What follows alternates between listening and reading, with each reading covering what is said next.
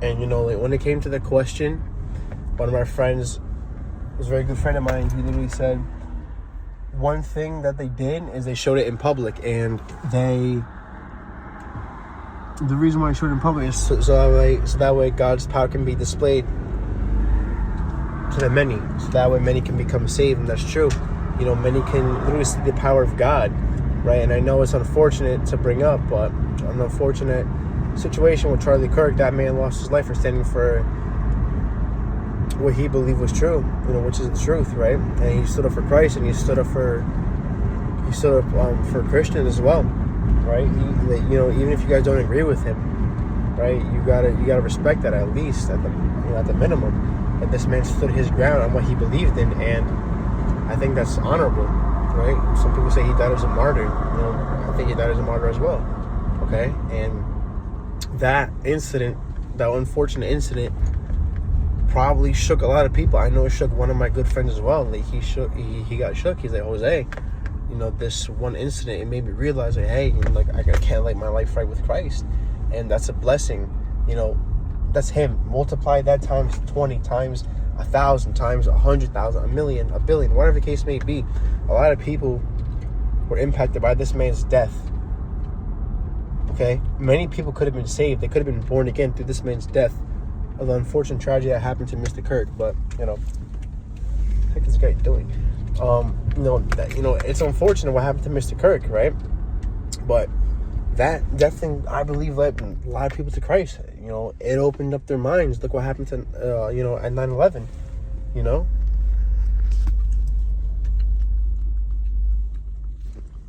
Like, look what happened at 9/11. That unfortunate incident happened, and that probably led a lot of people to Christ as well. That realization, like, hey, this is real life, and like a lot of people died, innocent people died for no reason because of terrorists. It's unfortunate and it's sad, right? And it just sucks, And honestly, like, I just reflecting now on the incident, Charlie Kirk. I was reflecting on it today when my pastor was talking. It's just sad how somebody can kill another human being just because he spoke against your beliefs, right? And I know many times a lot of us have those thoughts like, hey, listen, I don't agree with that person. Fair enough. Okay, cool. You don't have to agree with every single thing that this person is talking about, okay? I'm pretty sure there's some things that, your favorite candidate from the Republican Party or Democratic Party or third party even says something that you didn't like and that you didn't agree with. But are you going to assassinate them? No. And, let's just say you're Democratic, Republican, either way, either which way you stand on the political side, even if you don't support what the other person is saying, at least have some decency and respect, just to, respect what they're saying, right? And it's just truly, truly, truly sad, honestly. And, I can't just help but think about, Miss Eric Kirk and her children, right? It's honestly sad what they have to go through. I just pray that they find the peace that they're looking for. Obviously they know it's in Christ, and I just pray that they would understand and know that the power of God is really strong, and I hope that you guys can understand the power of God as well, right? And with that being said, I read a head title, I should say, and it's talking about how Christianity is on the rise, and apparently its Bible sales are up. Okay, I don't know how true this is. I'm just putting this out there. This is just a legend, okay? But I did see some news that millennials, I believe the millennials, Gen Zs, and maybe Gen Alpha, I'm not too sure, they're talking about how it rose from, I believe, 11-12% to 15-17% more Bibles being opened and actually interacting with that. And I think it's because a lot of people are opening their eyes and realizing, hey, this life is short, and there has to be more to this life than just working 9 to 5, going to college, just living my life, just because, right? There's definitely more to life than that. And that life is found in Christ. He says, I am the way, the truth, and the life. The life that you're seeking, the life and the joy and the peace that you're seeking, the hole you have in your heart can be fulfilled through Christ and Christ alone. It can't be fulfilled through drugs, sex, alcohol, women, men, none of that. It can only be fulfilled through Christ and Christ alone. And, I just thank God for his power. Again, I made a video earlier talking about how grateful I am that God saved me when I was 16 years old. I'm 22 years old now. 6 years I've been saved, and that's a blessing. And I don't want to hop on a tangent here, but yeah, it's just honestly a true blessing, just to see that Christianity is on a rise, right? Obviously, there's so many religions out there who preach this, and that, and the third, but if you really test it, they're all false. Okay, I'm not saying all because I'm a Christian, I'm better than these religions. No, by no means, I'm not better than nobody. Okay, but when it does come to that, I do think 100% that Christianity, without a doubt, is the truth. Okay, and if you do your research historically, and obviously biblically, but if we're not talking about the Bible, we're talking about historically, scientifically, and maybe even mathematically as well. I've seen some videos out there like, oh, math proves God's existence. Maybe you can, right? But either way, it's true, okay? And I know some people are gonna get mad, like, oh no, it's not. You're just saying that because you're Christian. No, I'm not saying because I'm a Christian. I truly do think 100% there's so much evidence for Jesus Christ actually being real, right?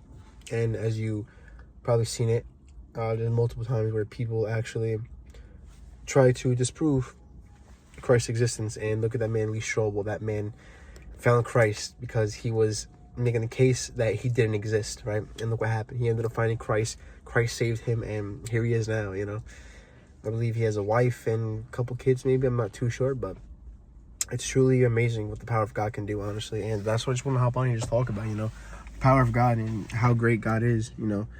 Even if you don't believe in God and you're like, hey, can't like, is there a God out there? And I want to encourage you guys to read the Bible, to seek pastors, to seek true knowledge found in Christ and Christ alone.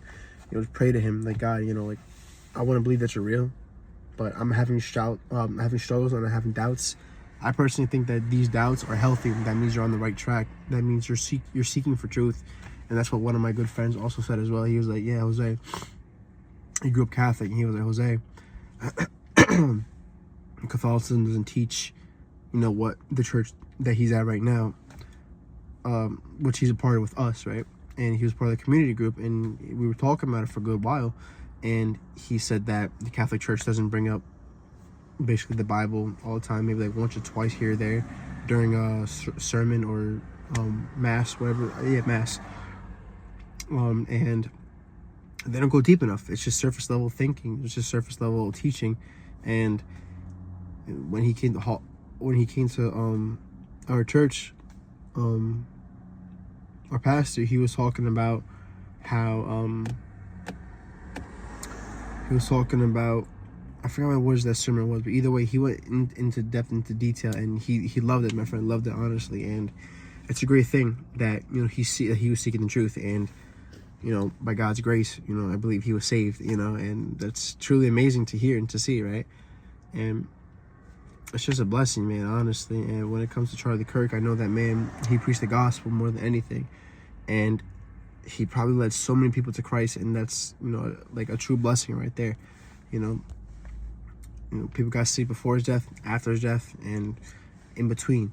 That's a huge blessing, man. And I know Jesus is rejoicing right now, and there's people probably in heaven thanking Mr. Kirk right now that, hey, thank you for speaking the way you did at these rallies, and you saved me. Or maybe in the future later on when they meet in heaven, so yeah. And it's just like God himself provides for his children. God provides for for everybody, I believe. Like he's giving you a mind, spirit, and body to do the things that you're doing right now, to go to the gym, to work out, to drive a car. It's a huge blessing just to drive a car. And I remember when my car wasn't working, or sorry, I didn't have a car because I had to give it up. I surrendered it. I was walking to and fro. I was walking to the grocery stores, walking back to the from the grocery stores. It's for I think like a month or two, something like that. Excuse me. When I was walking, when I was walking, I couldn't help notice with so many cars going by, and just realizing, hey, this is a blessing to honestly drive, and I took it for granted. And look, I believe God showed me like, hey, that's a blessing, because of course not many people have a car to drive. They don't know how to drive. I remember when I was 16, 17 years old, or just in general growing up, like when I was 16-ish, right around there, I realized, I'm like, hey, it's a blessing to drive. My mother doesn't drive, my father does, but all the time I'm like, Mom, I can't, like, when are you gonna get a car? When are you gonna get a car? She doesn't have a license. Hopefully one day she'll have it, but I don't know, right? But again, I think and believe 100% that it's a true blessing to actually drive, right? And a lot of people can't afford a car, but it's a true blessing. And when you guys can afford a car, I definitely would recommend getting it so that we can go to and fro. And who knows, maybe you guys can preach the gospel even more, right? That's my goal too, to preach the gospel even more through this business, and by any means necessary. That's the goal, to always spread the gospel no matter what. And that's the Great Commission, and that leads into like my big why as well. I almost said as why, but that also leads into my big reason for starting this Capital Ledger now shifting. Because back then, prior, like I told you guys, I started just for money, but as soon as I got deeper into my relationship with Christ, and as soon as I got that realization from Him, like, hey, what's the real reason why you're doing this, right? I had that thought in my head, and I believe it's God, and I believe He said, Jose, why are you starting this business? What's this business for, right? Because Jesus said, you can't love mammon or money and God. You're either gonna hate the one or love the other, or be devoted to one and despise the other, right? He says that in Matthew, I think chapter 6, if I'm not mistaken, or chapter 7.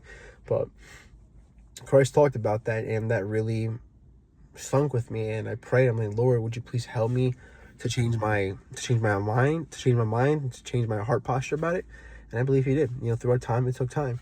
And this is like a mental note as well, Jose. Make sure that you're understanding that this is going to take some time, right? Just like when it took time for you to change your heart posture about the business, it's also going to take you some time to learn sales, marketing, and to also grow this channel as well. A little side note for myself. Yeah, God bless.